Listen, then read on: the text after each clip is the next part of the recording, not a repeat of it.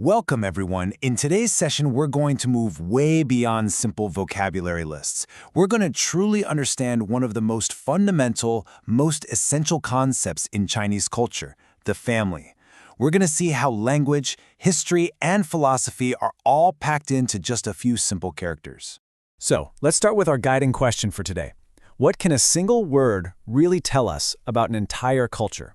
Now, you might think, not much, but as we're about to see, seemingly simple words for family members in Mandarin unlock a rich, complex world of social structure, philosophy, and history. It's all in there if you know where to look. Okay, here's our roadmap for today. We'll start with the big picture, the foundational concept of family, or jia. Then we'll decode the core vocabulary. After that, we'll look at the grammar, how to build sentences.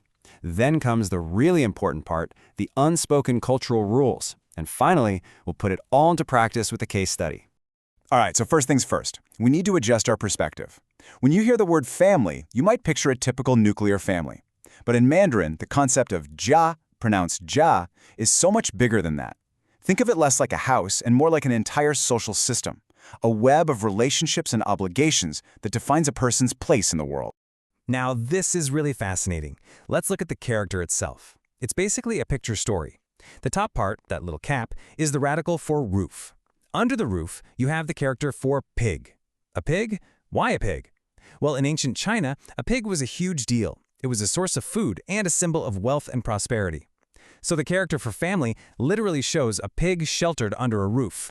It tells us that from the very beginning, a home wasn't just a place to live, it was the center of life, sustenance, and security. Okay, now that we have that big concept down, let's zoom in on the building blocks. We're going to look at the core vocabulary, but I want to be clear. We're not just going to memorize words.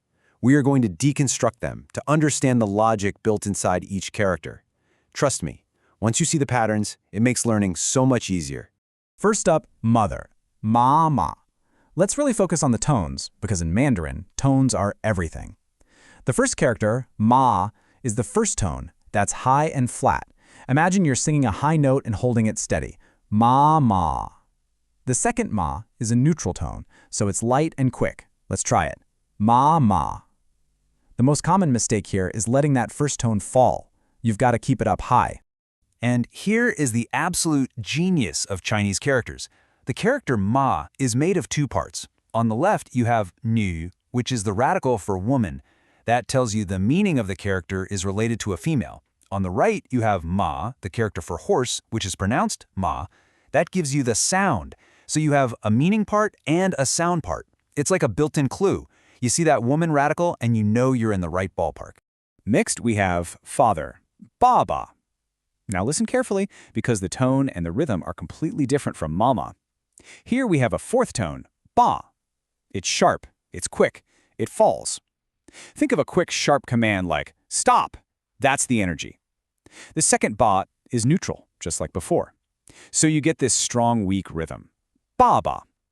Try it. Ba. Feel that difference? So let's break this one down too. At the top, you have the radical fuqi, which is the more formal character for father. So right away, that's your meaning clue. It's related to fatherhood. The bottom part, ba, which is pronounced ba, is giving you the sound. See the pattern? Meaning plus sound? Once you start spotting these radicals, you'll start to see the logic everywhere. Now, here's where the language starts to reveal some really deep cultural ideas. This word, ge, doesn't just mean brother. It specifically means older brother. There's a completely different word for a younger brother. This isn't just a minor detail, everyone. This distinction is absolutely mandatory in Chinese. You have to get it right. So that brings us to this question, why? Why go to the trouble of having separate words? I want you to just think about that for a second. What does that choice tell you about the culture's values? It's because age and hierarchy are incredibly important. The language itself is structured to constantly remind you of who is older and who is younger. It reinforces a social order where age commands a certain level of respect and responsibility. And finally, for our core set, the speaker, 我. This means I or me. Now the tone here is the third tone, which can be a real challenge for learners. The best way to think of it is a dipping tone. Your voice has to go down and then come back up. 我. It's like a little check mark shape with your voice. The common mistake is to only go down. You have to complete the sound and come back up. Let's try it. 我. All right, so we've got our building blocks, our core words. Now it's time to put them together and actually build something. Let's talk about grammar. And I have some great news for you. For the basic sentences we need, Chinese grammar is incredibly straightforward and logical. Just take a look at this comparison. On the left, English, this is my older brother. On the right, Chinese, 这是我哥哥. Look at that word order, it's identical. 这 means this, 是 means is, 我 means my, 哥哥 means older brother. It's a direct word-for-word translation, subject, verb, object. It doesn't get much easier than that. So, what we have here is a simple, 4-step recipe for introducing people. You just follow the formula. Step 1, subject. Step 2, verb. Step 3, possessor. Step 4, the person. You can just plug our vocabulary right into this structure. So if you wanted to say, this is my mother, what would you do? You'd say, 这是我妈妈. Exactly. See? You're already building sentences. Okay, everybody, listen up, because this next part is, in my opinion, even more important than the vocabulary and the grammar combined. Knowing the words is one thing, but knowing how and when to use them is everything. This is about the cultural software that runs the language. You have to understand this to avoid making some really awkward mistakes. Remember why we made such a big deal about having a specific word for older brother? This is why. In many situations, you would never call your older brother by his given name. You call him Gogo. You use the title. And this rule extends to everyone older than you. Aunts, uncles, teachers, your boss. Using their title isn't seen as cold or distant. It's the baseline of respect. It's absolutely non-negotiable. And it's something you have to get right if you want to function in a Chinese-speaking environment. And the philosophical root of all this is a concept called xiao, or xiao. It's often translated as filial piety. It's this core Confucian idea that harmony is achieved when everyone understands their role and their responsibilities within the family structure. Younger siblings respect older siblings, who in turn guide and protect them. Children honor their parents, who in turn nurture and provide for them. It's a system of mutual obligation, and the language itself is a tool that constantly reinforces this social harmony. All right, it's time for our final section. We're going to put everything we've learned, the concept of jia, the vocabulary, the grammar, and the cultural rules into practice. We're going to analyze a short, simple passage, the kind of text you would see in any beginner's textbook. Let's see it in action.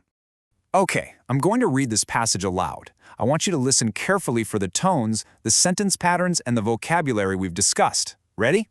你好，这是我的家，这是我爸爸，这是我妈妈，他是我哥哥，我爱我的家. So did you hear it? We've got jia, baba, mama, and goga. And what about that grammar pattern? 这是我. It's right there, again and again. Now, if we break it down, you see just how intentional this little passage is. The phrase, this is my, appears 3 times. The word for family, jia, twice. The word for I or my, wa, 4 times. This isn't an accident. This is a linguistic drill. It's designed to hammer home that core sentence structure and vocabulary until it becomes second nature. This kind of focused repetition is exactly how you build fluency. So what's the big takeaway here? Why does this matter so much? Because mastering this simple introduction is like getting a passport to basic conversation. When you can say this correctly, you're doing more than just speaking Mandarin.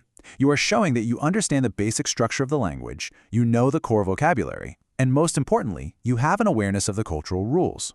It signals respect, and that is huge. So, we've gone from a single character all the way to grammar and the deep cultural rules that power the language. We've deconstructed it, and now it's your turn to build. So I'll leave you with the question on the screen. How would you introduce your family in Mandarin? Take the patterns we've learned today, plug in your own family members, and start practicing. Thank you.